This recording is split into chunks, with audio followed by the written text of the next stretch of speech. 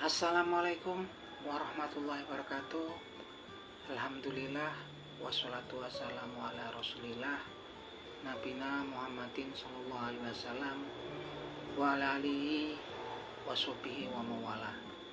Wa qala Allah ta'ala fil Qur'anil Karim ittaqullaha haqqa tuqatih wa la tamutunna illa wa antum muslimun.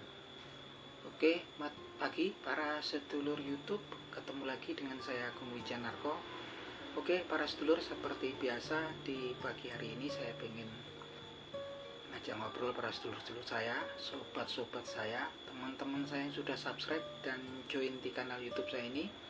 Kita akan ngobrol seputaran hal-hal yang bersifat religius. Jadi teman-teman, kita mau mereview lagi ya teman-teman, bahwasanya kemarin ini kan kita ngobrol di beberapa konten yang sebelumnya tentang pesulap merah atau ini Marcel Radival tuh terlibat adu argumen gitu kan, terlibat konflik argumen dengan para praktisi supranatural yang banyak muncul di media sosial, yang dianggap itu oleh pesulap merah bisa membingungkan umat gitu kan, karena memang tampilannya mereka itu berbalut agama gitu kan tampilannya, tapi di sisi lain juga banyak hal-hal yang kemudian ya kemarin seperti melakukan mediumisasi, yang kemudian di situ juga berinteraksi dengan makhluk gaib gitu kan, yang kemudian pastinya kesininya juga akan menimbulkan orang awam juga pastinya bingung gitu kan. Di satu sisi mereka cerita tentang agama Islam, di sisi lain mereka cerita tentang bangsa makhluk gaib, kemudian pusaka-pusaka terjadi fight dengan makhluk gaib gitu kan. Sepertinya makhluk gaib itu bisa memberikan efek langsung gitu kan, bisa menguasai alam pikiran manusia gitu kan, yang mereka dibalut oleh tampilan-tampilan religius gitu kan. Nah, kita review hal tersebut. Yang jelas teman-teman, berinteraksi dengan makhluk gaib itu sangatlah rawan untuk kita, untuk keimanan kita, karena mereka itu kan usianya panjang. Bapak moyang mereka ada sebelum Nabi Adam ada, anak keturunan mereka pun panjang ini ya kan, usianya panjang, dan mereka punya banyak strategi kemudian untuk menipu, menghasut gitu kan, mempermainkan manusia. Itu mereka memiliki ribuan ya tipu daya gitu kan. Nah, untuk itu kita coba bahas sedikit. Ada dua buah kisah yang ini patut menjadi referensi kita untuk kemudian kita renungkan. Satu adalah kisah tentang Abdullah ibnu Maktum. Jadi Abdullah ibnu Maktum itu adalah masih ada satu famili ya, di zamannya Rasulullah Shallallahu Alaihi Wasallam itu masih familinya Siti Khadijah, merupakan salah seorang yang pertama kali yang golongan pertama yang masuk Islam, Abdullah ibnu Maktum. Abdullah ibnu Maktum ini dia tunanetra gitu kan, nggak melihat Abdullah ibnu Maktum. Dan suatu waktu Abdullah ibnu Maktum tuh pernah bertanya pada Rasulullah Shallallahu Alaihi Wasallam bahwasanya dia minta adakah uzur, adakah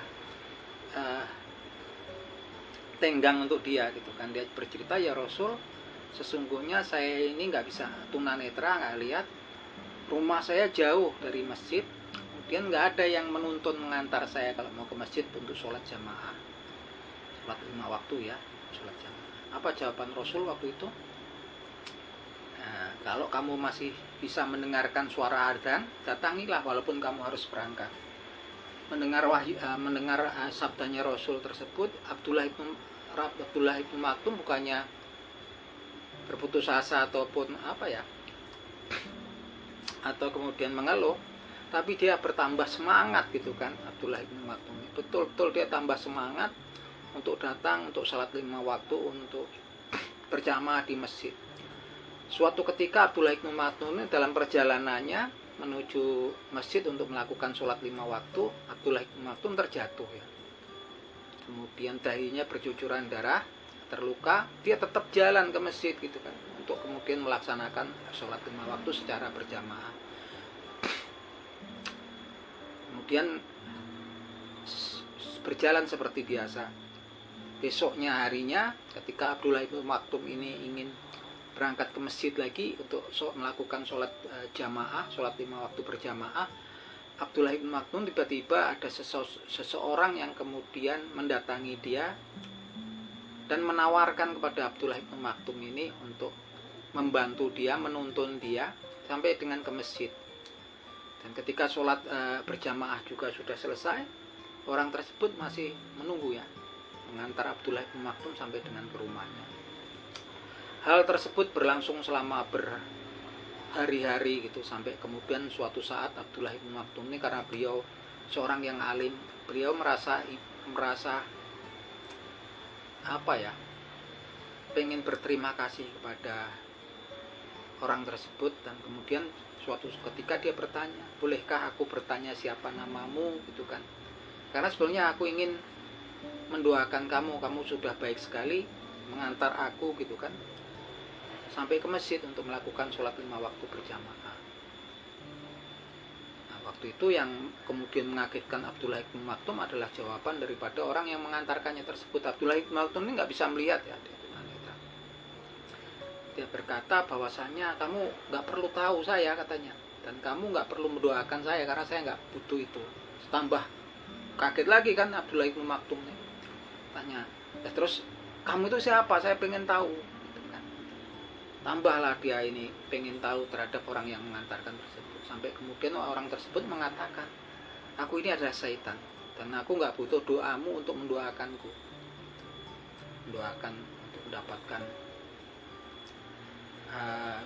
Kemudian kagetlah Abdullah bin Maktum kan, kalau kamu syaitan katanya, tolong jelaskan kepadaku apa, terus kemudian kenapa kamu kemudian mengantarkanku tiap saat untuk sampai kemudian datang ke masjid, sampai kemudian pulang lagi gitu kan, selamat sampai di rumah.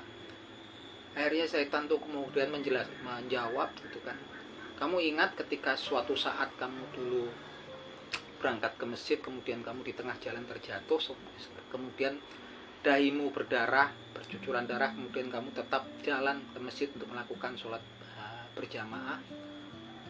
Aku tahu gitu kan, aku mendapatkan informasi dan tahu bahwasanya peristiwa tersebut itu sangat tidak mengenakkan, tidak menyenangkan bagiku gitu. Karena ketika kamu terjatuh waktu itu, kemudian kamu tetap melakukan sholat berjamaah di masjid, aku mendapatkan informasi gitu kan dari bala tentaranya syaitan atau iblis ini, bahwasanya Allah Subhanahu wa taala dengan peristiwa tersebut mengampunkan doa separuh dosa daripada Abdullah bin Maktum, mengampunkan separuh dosamu.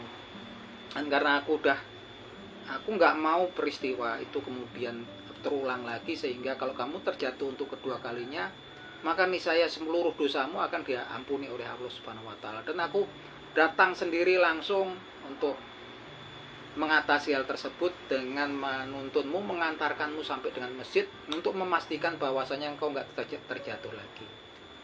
Nah itu sampai di situ ceritanya teman-teman. Betapa ini kan dia ini tahu segala cara, bahkan dia nggak suka sama sekali, kebenciannya sama manusia ini, syaitan ini luar biasa. Bahkan untuk seorang yang renta, orang yang tunanetra pun yang memang diampuni dosanya, dia nggak terima gitu kan. Ini betul-betul kita harus berhati-hati. Makanya memang dikatakan kalau di surat Al-Kahfi itu kan, afatataizunahu wa zuriyatahu awliya'a min duni wa hum lakum aduun mubin. Apa kamu mau ngambil anak keturunannya iblis, wa zuriyatahu awliya'a min duni, pelindung di sisi kami, wa hum lakum aduun mubin, bahwasanya taulah bahwasanya mereka itu musuh yang nyata untuk kalian gitu kan. Mereka bisa ngaku-ngaku sebagai sahabat, sebagai pengawal gaib, bisa kemudian sebagai pelindungnya, penasehat gitu kan, kita lihat bisa di tampilan televisi yang kita nggak tahu kan. Karena pastinya manusia itu sebetulnya di Al-Quranul Karim surat Al-Baqarah dikatakan mereka melihat kabilah mereka melihat kita dari suatu tempat yang kita nggak bisa melihat mereka. Kalaupun bisa melihat, pasti yang dilihat itu kan bukan merupakan wujud asli mereka, dan orang-orang yang memang sudah dipengaruhi celah gaibnya oleh makhluk tersebut, sudah berinteraksi itu kan. Itulah yang kemudian dikritisi oleh pesulap merah atau Marcel Radival. Saya angkat jempol nih, pesulap merah ini bagus sekali ya, apa logika gitu kan, jalan pikirannya untuk tetap menuntun umat ya ini ya, untuk sesuatu yang jalan yang lurus insya Allah gitu kan. Dan pastinya itu cuman kritik dan kemudian saran untuk saling mengingatkan ya. Kedua, saya pengen menceritakan kisah tentang Muawiyah bin Abi Sufyan. Muawiyah bin Abi Sufyan ini adalah seorang gubernur, waktu itu menjabat gubernur setelah eranya Nabi Muhammad SAW. Muawiyah bin Abi Sufyan ini menjabat sebagai gubernur di Syam, di Syria. Dia sebagai seorang gubernur, tempat tinggalnya dijaga oleh para pasukan prajurit tentunya kan.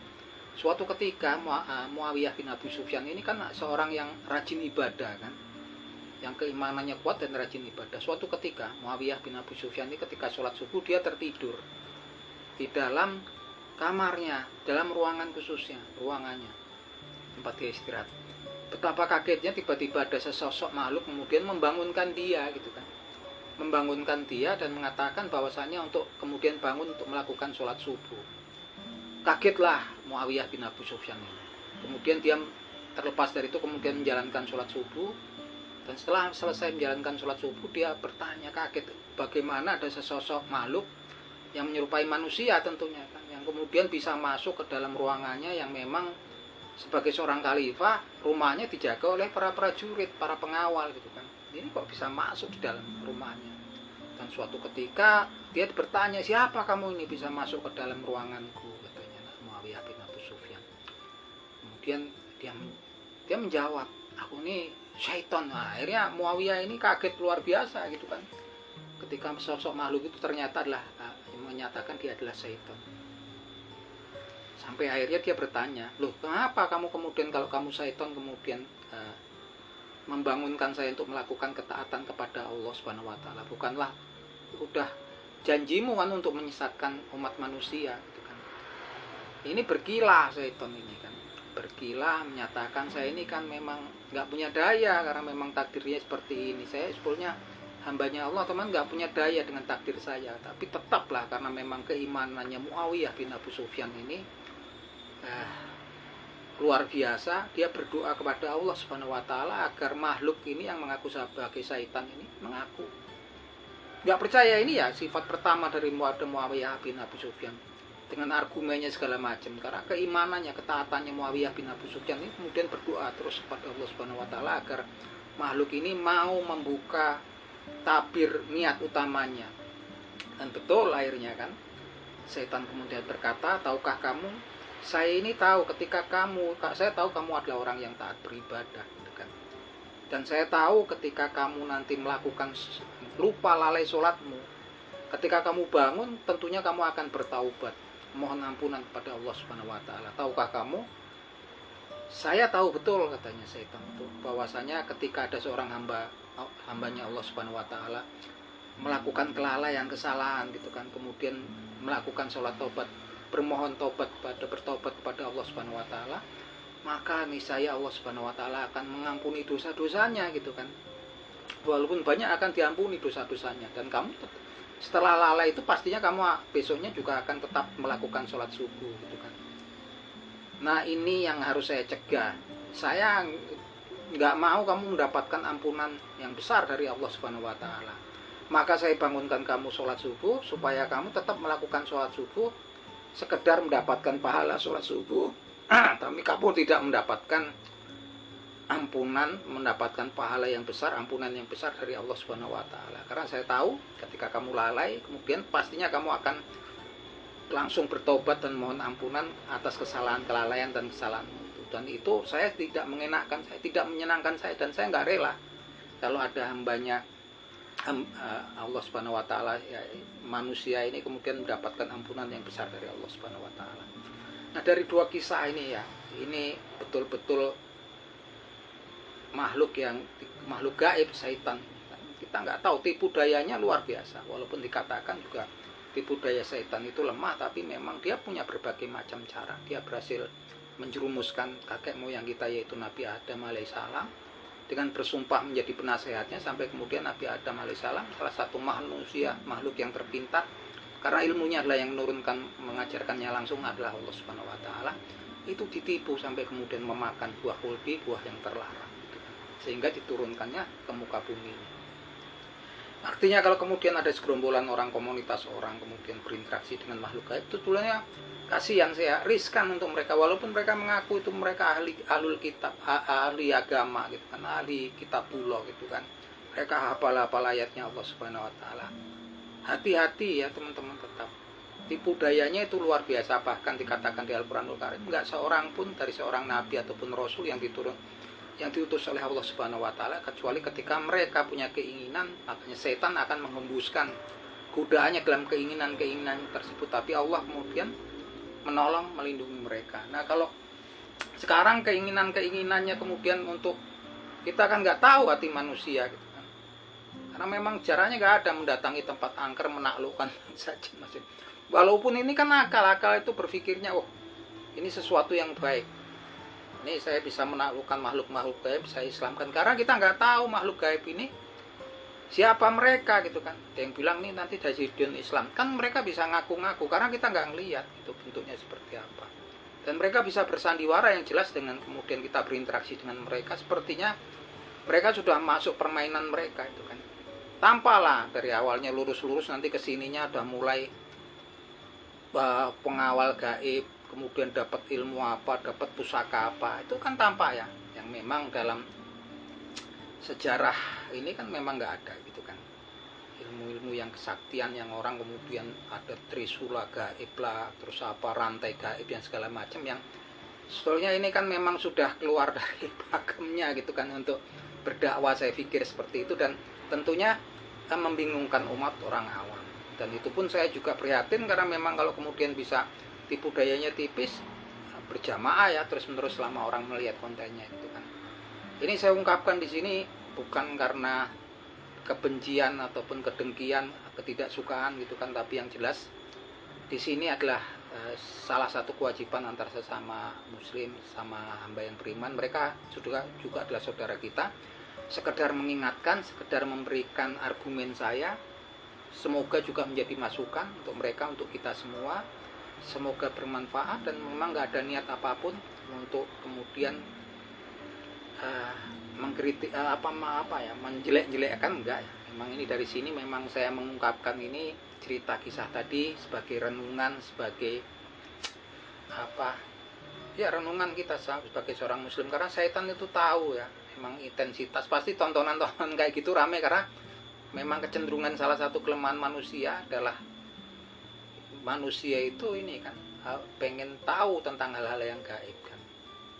Ceritakan sampai kemudian mereka ada yang belajar dulu sama Harut sama Marut, kemudian mempelajari kitab-kitab yang memang sebetulnya yang dituliskan setan di zamannya Nabi Sulaiman. Ini kan tipu daya semua gitu kan.